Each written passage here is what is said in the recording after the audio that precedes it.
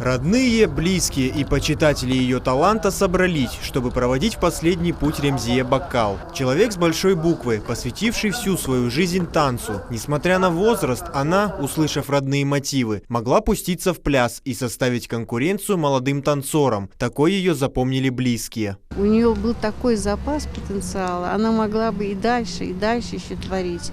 Но, к сожалению, иссякает просто ресурс человеческий. Немножко приболев, она говорила, что вот я сейчас лягу и буду мечтать, я буду творить. Вот она вот этим жила. Ремзие Баккал почти 80 лет своей жизни посвятила хореографии. Ей были подвластны любые народные танцы, однако на первом месте всегда стояли родные, крымско-татарские. Мы должны жить и вспоминать только хорошее. Мы видим всегда перед глазами таких людей. Теперь мы можем сказать, что Ремзие Апте не прожила жизнь попусту. Она оставила после себя след и огромную пользу для всех нас.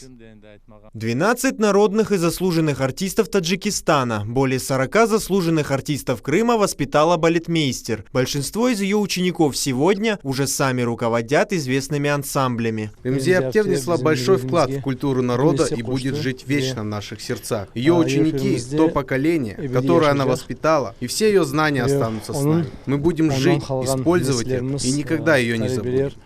Ее жизнь – пример преданности своему делу. Творческий путь крымско-татарской легенды Ремзие Баккал будет звездным ориентиром для многих нынешних и будущих танцоров. Память о знаменитом хореографе будет жить в сердцах ее последователей, а тонкости движений крымско-татарского танца, которыми так виртуозно владела Ремзие Баккал, будут жить в народном танце и передаваться из поколения в поколение. Дауд Чахалов, Дмитрий Низовой, телеканал Миллет.